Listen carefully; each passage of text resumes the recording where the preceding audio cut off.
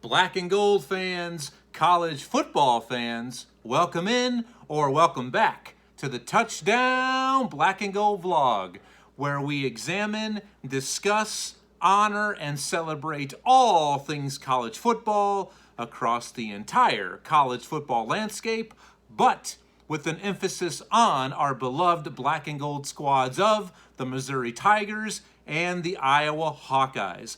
Welcome back, guys. I'm your usual host, Blair Parks. It's great to be back here with you on today's big, buku important episode.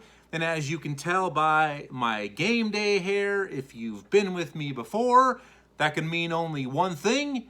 That's right, it's Pick'em Day. This is my Week 12 preview and picks episode for the upcoming action in Week 12. And wow, it is going to come down to the wire, guys and gals, all of you college football fanatics, near and far and everywhere in between.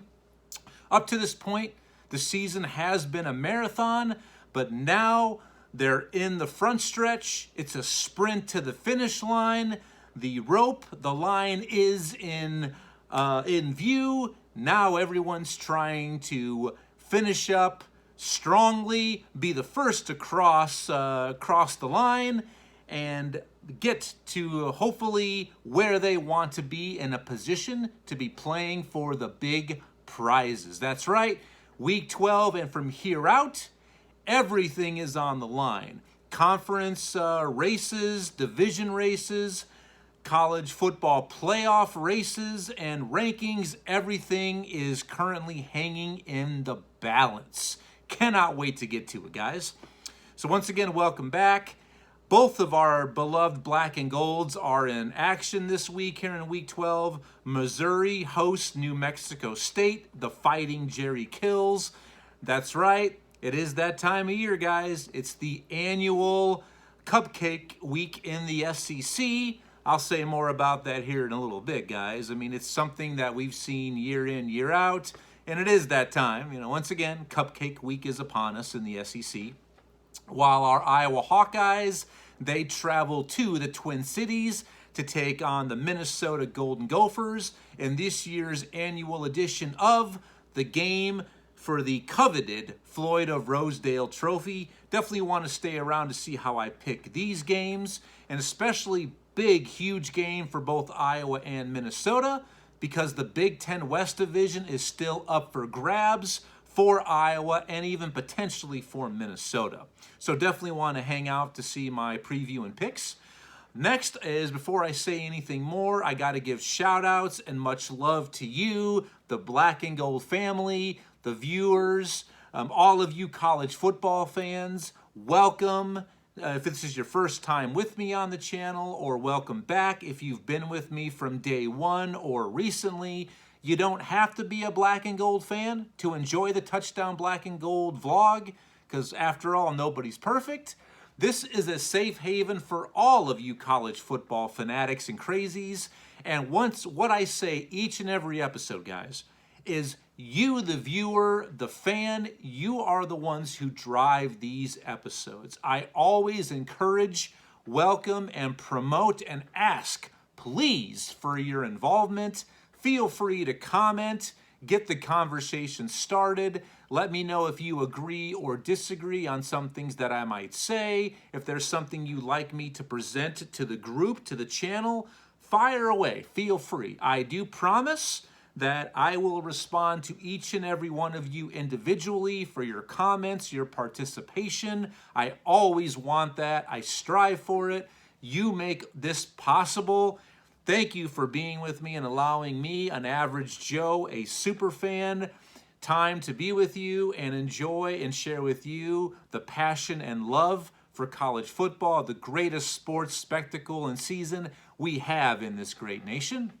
So what I need, the channel is growing, views are up, likes are up, subscriptions are up, comments are up, but we need more, guys. Please, I need your help. I'm sending out an SOS. Please click, smash that subscribe button if you like what you see and what you hear. We need to keep the momentum going here in the Touchdown Black and Gold vlog. Tell your fellow friends and fans, your coworkers, your family, to check out the Touchdown Black and Go vlog, and please participate. Comment and fire away. I just ask that we all just be adults. We know how to act properly. And I know I'm trusting all of you, College Football Universe, to hook me up with some good conversation starters. So here we are, week 12. It's coming down to the wire, as I mentioned. So let me go ahead. But then again, some conference races have already been taken care of, and a couple teams have punched their tickets to their conference title games. The ACC race is already over. Clemson captures the Atlantic Division. North Carolina takes the Coastal. They'll meet in 2 more weeks for the ACC title. And also, the SEC has been taken care of. LSU has punched their ticket as champions of the West. And Georgia will represent the SEC East in Atlanta in a couple weeks. Definitely want to, I might say a little bit more about LSU here, guys. And if you missed it, last night I posted my instant reaction and recap to Week 3's college football rankings that the committee gave us late Tuesday night. I was a day behind because it was awfully late due to that double overtime basketball game. My kids were asleep. I was pretty tired, so I didn't get it out until Wednesday. My apologies. So if you haven't checked that one out, guys, check it out. I definitely do talk a lot more about LSU and the SEC East and West, and also some other insightful information. So feel free to check it out. My college football playoff rankings episode. So what's on tap for today, guys? The usual episode. I'm going to start off with my updated Heisman Trophy candidates and standings pre-week 12. Right now, guys, I'm going to have 4 candidates. Right now, I've got 4 on my short list, but 2 possibilities who are just on the outside looking in. Those guys are going to need a little bit of help down the stretch, but there's still plenty of time for them to replace somebody currently on my short list. So I will share that with you first here out of the gate. And then after that, everybody's favorite segment, what you're primarily tuned in for, my Week 12 previews and picks. I will do those simultaneously. So without further delay, guys, let's go ahead. Let's get it. All right, so my Heisman Trophy candidate and updated race pre-Week 12. But before that, for words of inspiration, I've got to hand it over to the legendary, the one and only, the icon of Iowa football, our one and only Heisman Trophy winner, the immortal Nile Kinnick, who Kinnick Stadium is named in his honor. So his words, his classic Heisman Trophy speech, take it away, Nile. If you'll permit me, I'd like to make a comment which in my mind is indicative perhaps of the greater significance of football. What a moment. Sports emphasis in general in this country, and that is, I thank God I was warring on the gridirons of the Midwest and not on the battlefields of Europe. Absolutely. Now, this is 1939 when he won the Heisman Trophy, pre-World War II. A lot of anti-war sentiment, isolationism at the time. I can speak confidently and positively that the players of this country would much rather struggle and fight to win the Heisman Award than acquire the Gary. Thank you. Absolutely. Absolutely. That's something that they play every home game in Kinnick Stadium prior to kickoff. I can't wait to be there yet again. I was there earlier this year, and I'll be there for the Black Friday contest next week between Iowa and Nebraska. So here is my updated Heisman Trophy shortlist. Back on my shortlist, there was a little bit of movement last week. One person did drop off my list. That was quarterback at Oregon, Bo Nix, after that big-time loss at home to Washington. Bo Nix has now moved off my short list, and I don't think he's going to be able to do enough to get back on. That's their second loss. I think, unfortunately, his Heisman campaign is over. Taking his place, one of the individuals who was just on the outside looking in, welcome back to the list, is Michigan running back Blake Corum. Welcome back. A guy who's been on the list since week 1. He was one of my preseason Heisman Trophy a dark horse and a finalist, looking like it's going to be that way. I'm talking about Tennessee quarterback Hendon Hooker. Next, a guy who made his initial debut last week. He's only gaining more momentum, guys. He has the best numbers in the nation, which you could say make him the best quarterback in the nation. It's hard to argue with that. I'm talking about North Carolina quarterback Drake May. Hopefully he stays on from here out. And another individual, another cat who's been on my short list the entire season, another guy that I said would be there during my preseason bold predictions episode, both Hendon Hooker Jr. and it's got to be Ohio State quarterback C.J. Stroud. That's the 4 individuals on this week's short list. I don't expect a lot more movement. Now, we're down to 2 other individuals who are still in the race, but they're going to need a little bit of help. And also, they need to keep showing up, showing out, and balling out. I'm talking, the first is TCU quarterback Max Duggan. His numbers are still very impressive for what I believe is the team that has proven the most to me all year with their resume, their profile. I think they absolutely are a solid college football playoff participant. And the other individual who's still right there waiting in the wings, hanging out in the weeds, is USC quarterback Caleb Williams. And he's got a big opportunity this week during the annual Battle for LA. The Victory Bell Trophy goes to the winner of UCLA and USC. So that, guys, is my updated Heisman Trophy list. Once again, Bo Nix, I believe, is now eliminated, as was Alabama quarterback Bryce Young 2 weeks ago with their second loss in that epic game in Baton Rouge, that loss at LSU. So that's where I've got. Feel free, guys. Let me know what you think. Comment. Do you agree, disagree with my Heisman Trophy shortlist and my 2 possibilities? Is there somebody you think I should add to the list, maybe remove? I can't wait to hear from you, the college football fan universe. Let me know. Now, guys, let's move into the main reason why we're here. Time for some previews and picks. So if this is your first time with me on the Touchdown Black and Gold vlog for picks and preview episodes, this is what I do. Each week, I pick 15 games to preview and pick. Most of these are the big time on the radar games, but some of them are these off the radar games that ultimately are going to matter and count big time towards conference races, division races, or even towards bowl eligibility. So that's what I do. 15 games, and every week within those 15, I have 6 specialty games. Every week I have an academy game of the week, which includes one of the academy teams, Army, Air Force, or Navy, as my way to salute the men and women of the U.S. Armed Forces, past and present. I always will have a non-Power 5 matchup of the week among 2 teams with a big-time game on the line at the non-Power 5 level. I will always have an FCS game of the week because, guys, there is great football played at the lower level of Division I football. I will always pick games whenever Missouri and Iowa play our beloved Black and Golds, and I will pick both of their games today. And then I will always have a premier spotlight game of the week. You're definitely going to want to stick around for that. And how I'm doing so far.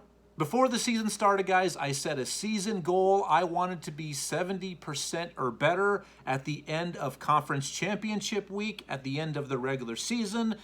It's going to take a little bit of work for me to get to 70%. I do got 3 weeks left, but right now I'm in a little bit of trouble, guys. Last week, and here's why. Last week, yours truly, not a banner week at all. I went 6-9, but so did both of the guest pickers last week, Charlie and my brother Anthony. Congratulations, Charlie advanced in the guest picker tournament due to total points in the spotlight game last week, the premier game, which was Tulane hosting UCF. So congratulations, Charlie.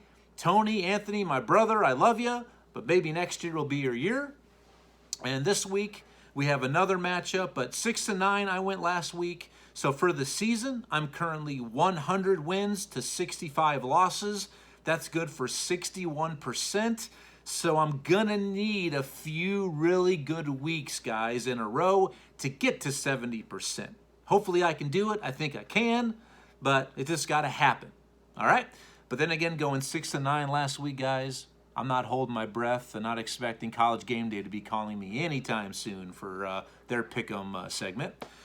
But this week we've got the guest picker tournament. We have the 4 versus 5 seed. Number 4 is the boss. No, not my wife or not Bruce Springsteen. My wife is the boss, but the boss of where I work. Sam steps up to take on the 5 seed. My children, my son and daughter, they gave their insight. Their picks are in. So best of luck, Sam and my kiddos. Check back next week and I'll let you know who is moving on and who is going home. All right, so let's go ahead and get it, guys. I've got all the picks in from Sam's, my kids, and my own. Let's go ahead and get started. So the first game out of the chute today, guys, big time game in the Big Ten West. Right now, there's 4 teams potentially that could hoist the trophy of the Big Ten as Big Ten West champions. Iowa is absolutely one of those, but a big-time matchup. Illinois, one of the 4 teams, travels to number 3 Michigan to play in the Big House. It's simple for Illinois. They have to win their next 2 games, and they need Purdue to lose one of their 2 games. But first things first, they got to take care of Michigan. Big-time task. Michigan ranked number 3, legitimate playoff contender, one of the best teams in the nation. I think they're actually one of, if not the most balanced team in the nation, offensively, defensively, and special teams-wise. Can the Fighting Illini rebound after 2 rough back-to-back losses against Michigan State and Purdue at home? And basically, I think if Illinois can go to the Big House and win, then to me, they absolutely deserve to win the West, but it may not be enough. Let's see what everybody thinks about this big-time matchup. Let's start with the guests first, and Sam being the higher seed, he'll go first. Sam says, for this game, I got a little bit of commentary here for him. The Illini are on a bit of a slide at the end of the season. That's putting it lightly. The only thing that would slow down Michigan is themselves. Woo! The only thing Michigan has to fear is Michigan themselves. In other words, as FDR once said. They finished out the season with Illinois, 7-3, and Northwestern. That's what the Fighting Illini have with Illinois. And Illinois, they finished up with Illinois, and then they finish up with the big game against the Ohio State Buckeyes. Going to the Big House, Michigan will not be caught napping.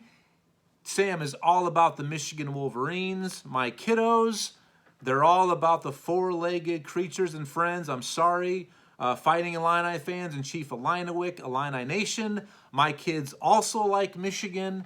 Me, I am all about Illinois. All right, I've been this season. I grew up in Northwest Illinois.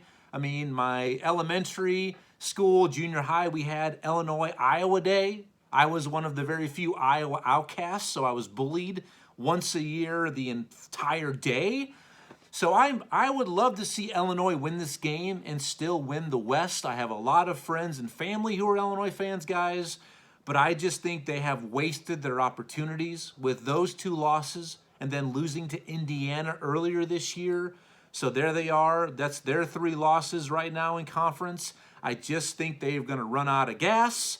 I also like Michigan. I think it's just too much for the Fighting Illini to do. They're close, but maybe they're not quite ready to deal and handle the relevance of being back yet, but they're absolutely on the right track under Coach Brett Bielema. So we all like Michigan in this game.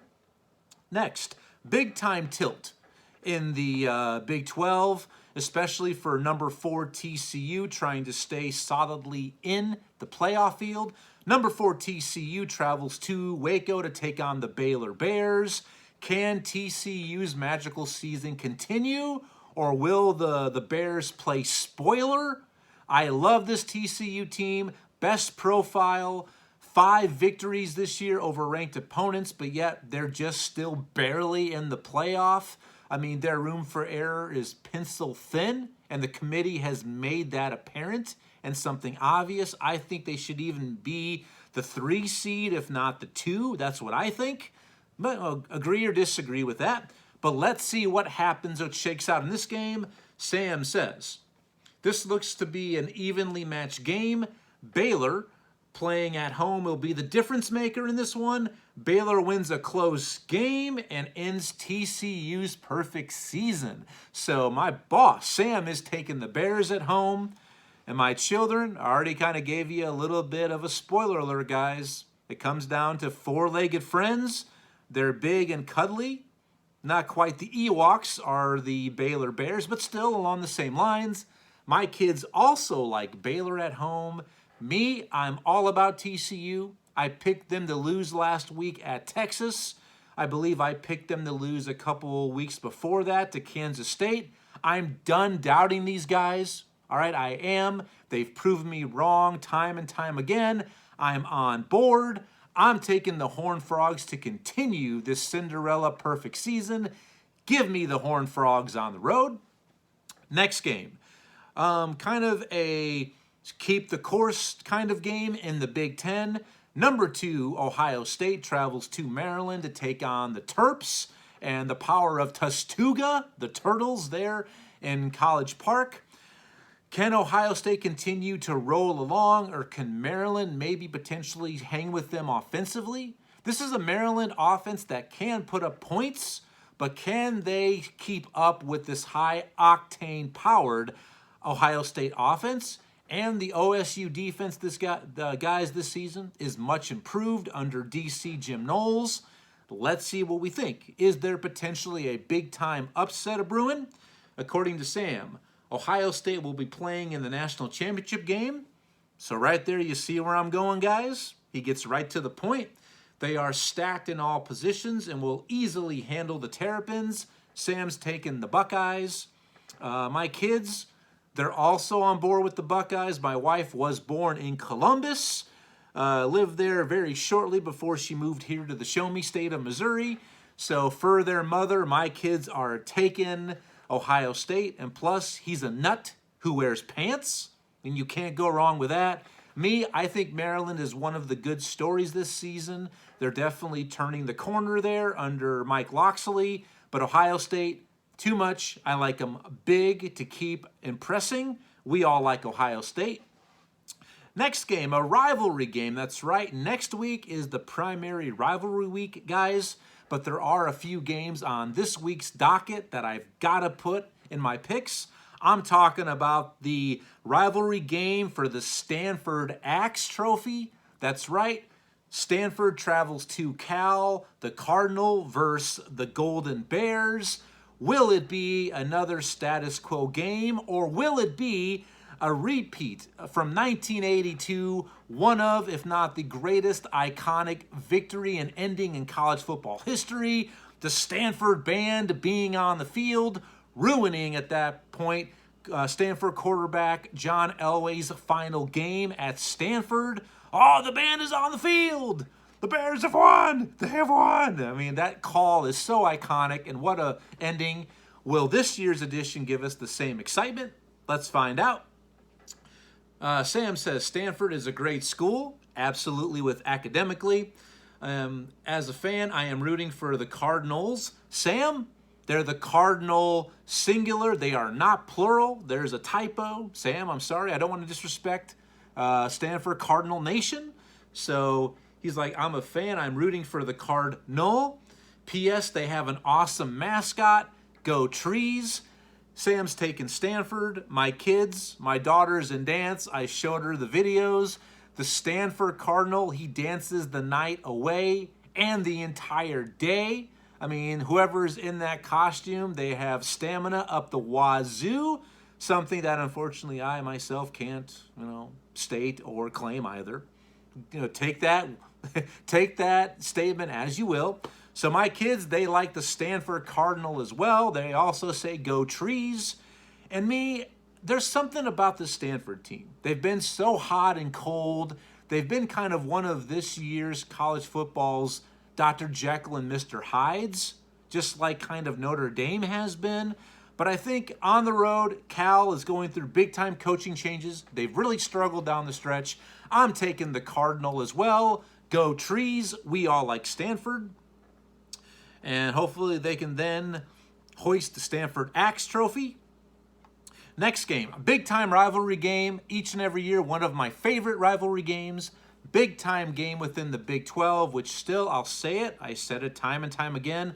Say again, the Big 12 guys, to me anyway, hands down the deepest, most competitive conference this year in college football. I'm talking about the Bedlam rivalry game. Number 22 Oklahoma State, the Cowboys travel to Norman to take on the struggling Oklahoma Sooners, coming off a loss last week, their first ever loss to West Virginia since they joined the Big 12 all those years ago. How does this year's edition of the Bedlam game turn out? Oklahoma State needs a victory to stay in the Big 12 race. Oklahoma, well, they just need a victory to potentially get to bowl eligibility. That has still not been attained for first-year coach Brent Venables there in Norman. Tough season for the Sooners. Can they bounce back? A victory here would forgive so many things over their in-state arch rival. Let's find out right now. Sam with the Bedlam game, he says, I think this might be a high-scoring affair. I can kind of see that, definitely. I like the passing game at OU. I think Dillon Gabriel will have a big night, and their air attack will I think they'll have a big night. OU covers the spread, and they win by 10.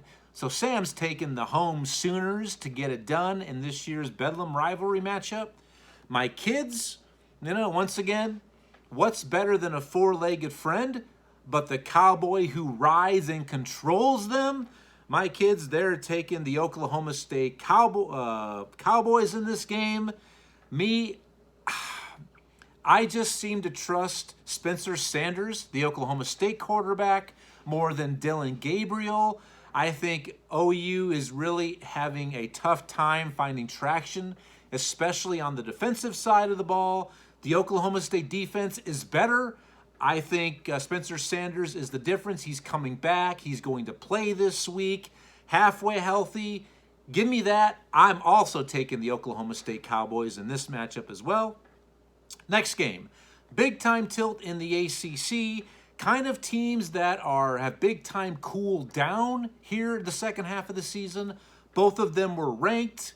They deserved it, but this is really a game for bowl positioning for selection purposes. Syracuse travels to Wake Forest to take on the Possessed Clergymen, one of my favorite mascots in all of college athletics, the Demon Deacons. Let's see who comes out on top here. Sam says for this game, Syracuse is going to run the ball all night. That is what they do. That's their recipe, is the Syracuse Orange. If the Demon Deacons can get out to an early lead, their air attack will overpower Syracuse and advance to a 7-4 record. Sam's taken the Possessed Clergymen. He's taken Wake Forest. My kids, they love the mascot. They're also taking Wake Forest. Me, I think Syracuse is another one of the really good stories this year and a bounce-back year, a needed bounce-back year for Coach Dino Babers there in upstate New York. But at home, I love quarterback Sam Hartman. I think their offense is too much. I'm also taking Wake Forest, so we're all taking the Demon Deeks in this game. Next, huge game in the Pac-12. This was one of my finalists for the Premier Spotlight Game of the Week. It just missed out. Huge implications for Pac-12 conference race and also for the college football playoff race. I'm talking number 10 Utah, the Utes, the two Utes. They traveled to Eugene to take on number 12 Oregon. The Ducks trying to bounce back from last week's loss at home to Washington. What a game. I can't wait to see big-time offense against big-time defense, Oregon and Utah. Love the matchup. Can't wait to see it. Something's got to give, but what's that going to be? For this game, Sam says, the Ducks are hard to beat at home, but I do not like Bo Nix. And here's why. Sam is an Auburn fan. He may not admit it. It's been a tough year for all you Auburn fans. I get it. But he doesn't like Bo Nix. That's why. So nothing personal. No disrespect to Bo Nix or the Nix family. But he says, I do not like Bo Nix and will take any chance possible to root against him. Utah wins by 3 in overtime. Wow. Go Utes. Sam's taking Utah. My children, I mean, how cool is a duck? Another four-legged, well, maybe not four-legged. He's got 2 legs, but he's a friend. But he rides on back of a Harley into the stadium. I mean, you can't go wrong with that. And the push-ups, they love him. And he's inspired, actually, after Walt Disney's Donald Duck. Little bit of info there if you didn't know that. My kids, they're taking Oregon at home. Me, I love these 2 teams. I think Oregon kind of got the shaft. I definitely believe they should have dropped, but they dropped 6 spots via the committee from that loss to the Huskies. Underrated team, still really good. And Utah finally getting back into the swing of things after that early loss week 1 at Florida, that debacle, that head scratcher. I still don't know how that happened. If you recall, I picked Utah preseason to be one of my college football playoff participants. I'm still all in on them. Give me the Utah Utes and Coach Kyle Whittingham. That lockdown defense outlasts Oregon's offense. They get it done. Huge win towards playing in the Pac-12 conference title game. So give me Utah in that matchup. Next game. The only game this week that, well, actually there's 2. Little issue there. But there's only 2 games I'm picking in the SEC this week. This is one of them because, once again, it is Cupcake Week, which at some point, with college football expansion right around the corner and adding Texas and Oklahoma, I'm sorry, SEC country and fans, don't want to ruffle any feathers, but you've got to start playing 9 conference games. You do, and stop this cupcakes strategy of scheduling at the end of the season. It doesn't do you any good. If anything, it hurts you more than helps you, but I understand why you want to get healthy at the end of the year and right before your major rivalry games. I get it. It's better to lose early than late, but it's kind of pathetic. It doesn't help you. It doesn't. I mean, for example, I wanted to share some of these with you guys. Here's some of the matchups in the SEC this weekend. Austin Peay, the Governors, travel to Alabama. We don't need or want to see that. There's no point to it. It's basically a scrimmage. Alabama would get more out of scrimmaging themselves than playing the Governors, okay? East Tennessee State, the Pirates, I believe they are, travel to Starkville to take on Mississippi State, an FCS program. Both of those are FCS programs. I mean, come on, guys. What are you doing? UMass, Division I independent, but might as well be an FCS school. They travel to A&M to take on the fraud, Coach Jimbo Fisher and the A&M Aggies, currently with 7 losses. But this game actually, I'm not going to sit there and say it's guaranteed that A&M's going to win this game. Could I not see A&M go there and win? Would that surprise me? Absolutely, but I would not be shocked. I put nothing past A&M right now, and whatever happens to them, they deserve as a program by giving that kind of money to Jimbo Fisher and that kind of control. He pulled off the con of all cons. I'm sorry, I'm going to stop talking about Jimbo Fisher, even though I do that every episode. He is a fraud. And, we've also got Western Kentucky from Conference USA travels to Auburn. Another game. That's a team Western Kentucky can air it out. Auburn, be on the lookout. You could lose that game down there on the plains. And we've got New Mexico State travels to Missouri. Even our beloved Missouri Tigers are doing this now, scheduling a cupcake. And UAB, who's usually decent, but this year they're 5-5. They travel to Baton Rouge to take on number 6 LSU. Come on. Stop it. We don't need to see this, guys.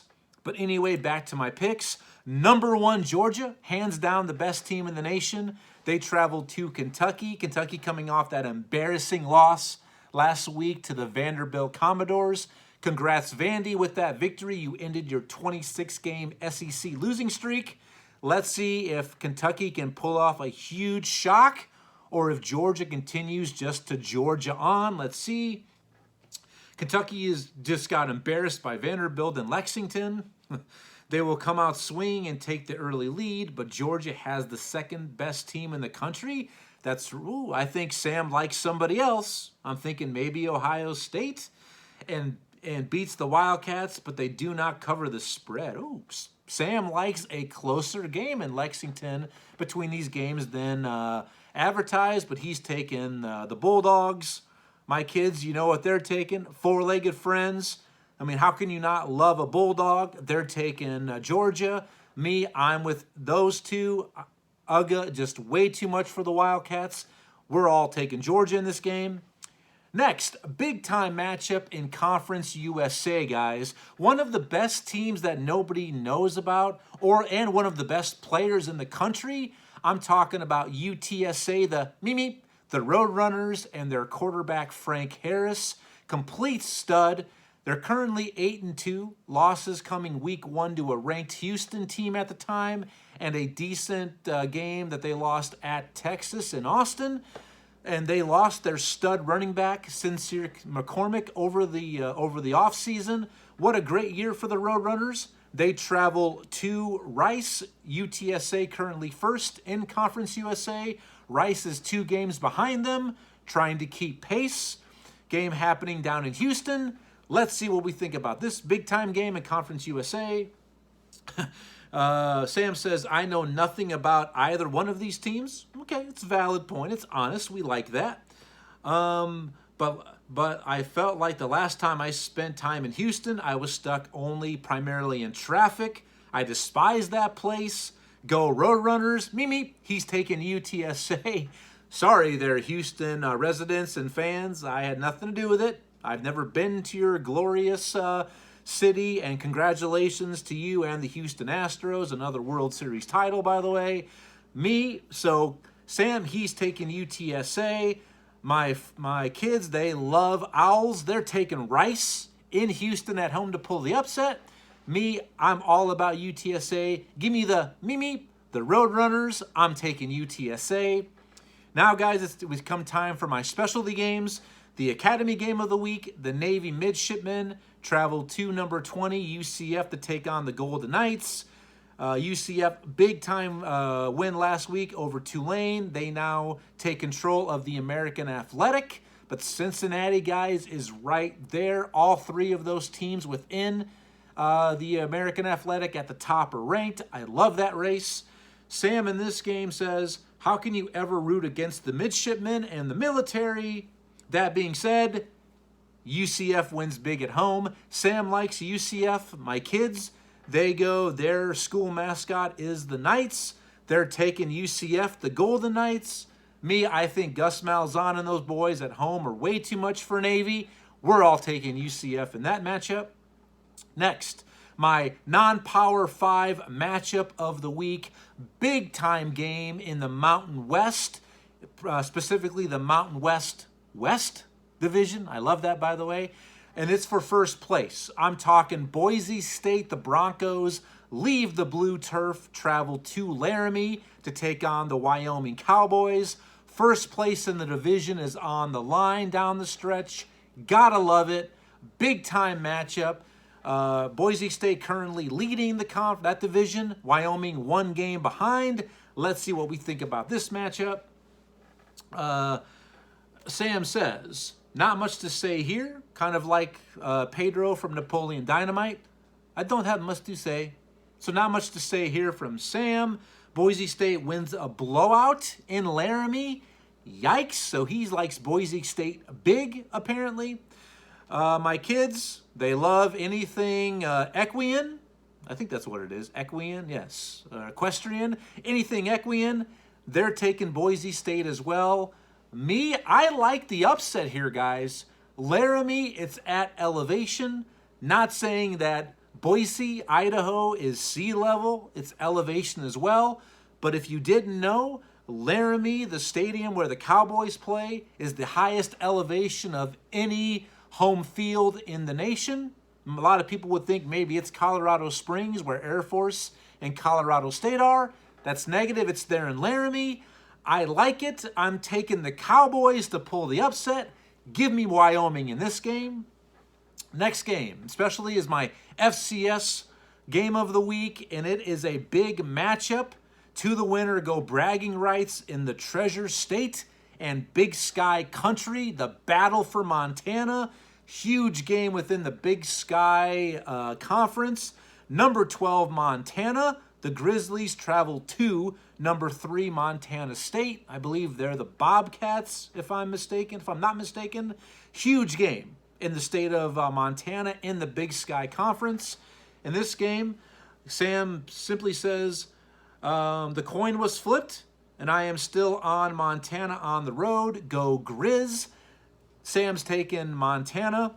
My kids, once again, they took the Baylor Bears. They're following suit. They're taking the Montana Grizzlies in this game.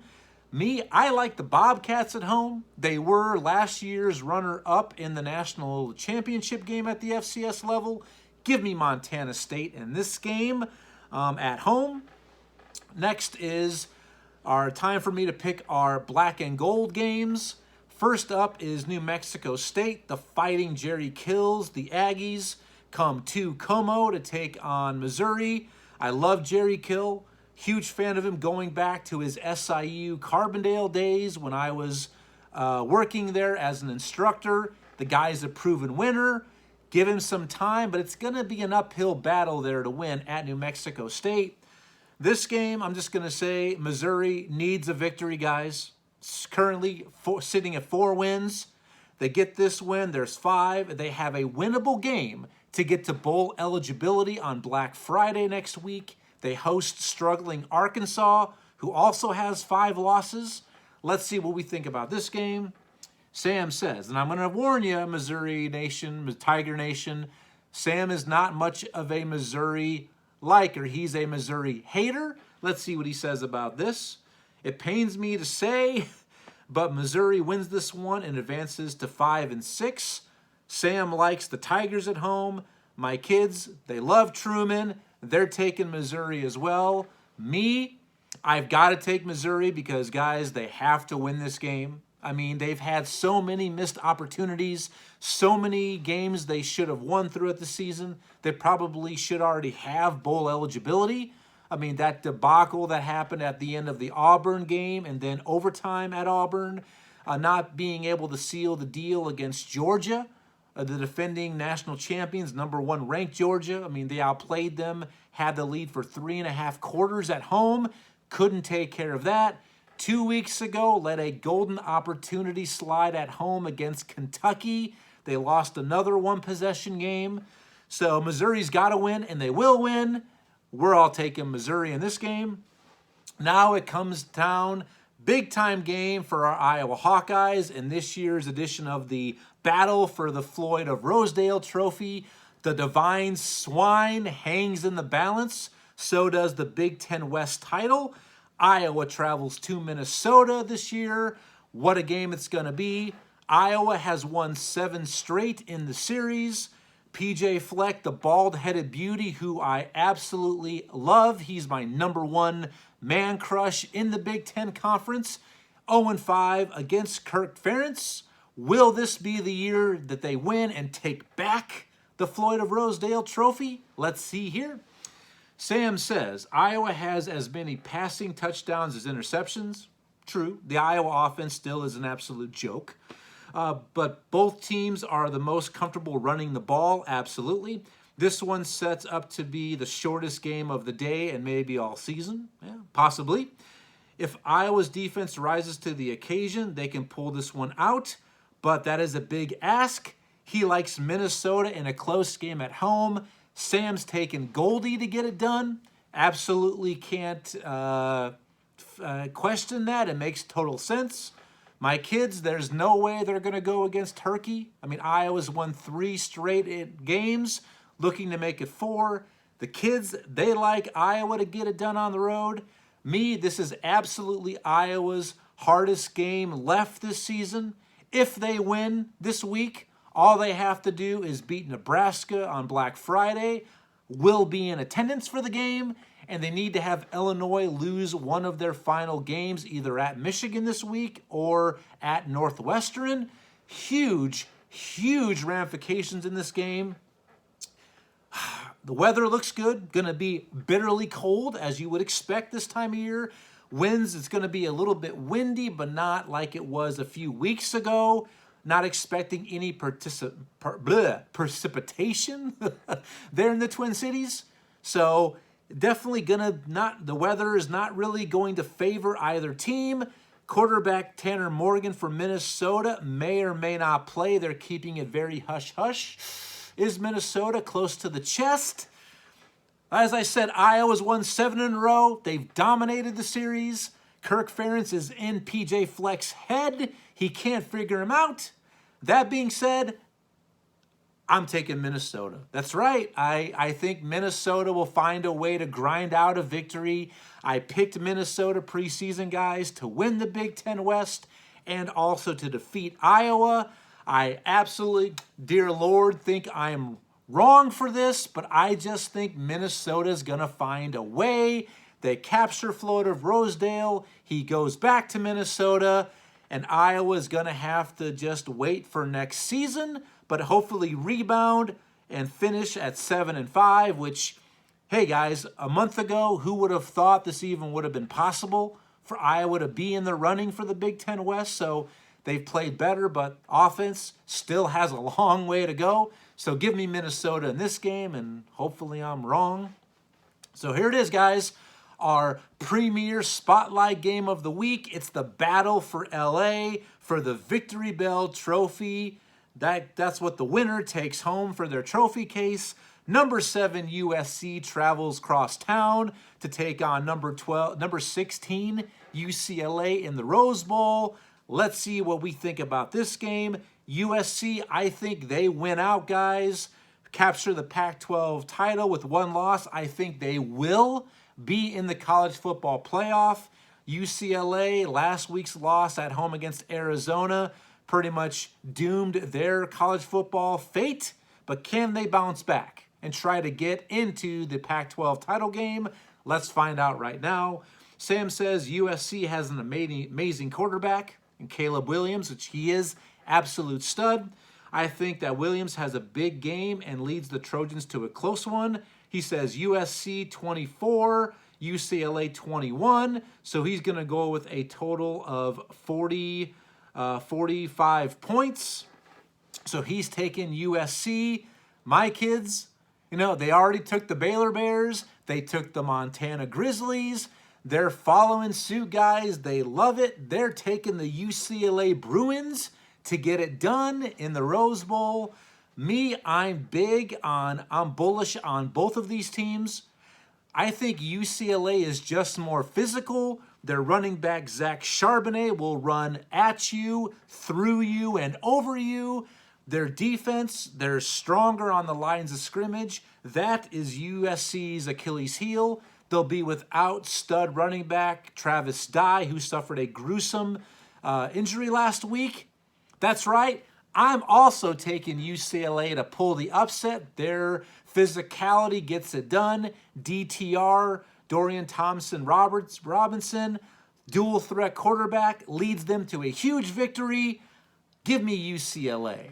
So that's what I'm taking this week, guys.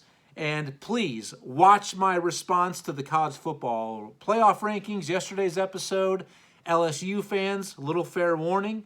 I meant no disrespect, but what I'm saying is the truth. And to give you guys a little spoiler alert, I'll say it here like I said it on that episode. The SEC East this year and this year alone is better than the SEC West. It is top to bottom.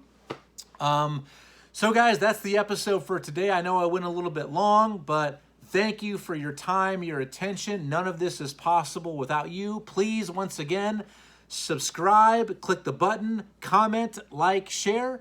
Expect to see me probably Sunday morning. I'm going to have my usual instant reaction and recap to the Iowa-Minnesota game. Hopefully Iowa gets it done, even though I picked Goldie to win. So be looking for me on that. Until then, guys, enjoy the rest of your work week or school week. Stay safe, have fun, be responsible, and I'll see you this weekend. Enjoy the football, and thank you for joining me on this episode of the Touchdown Black and Gold Vlog. See you soon. Bye-bye.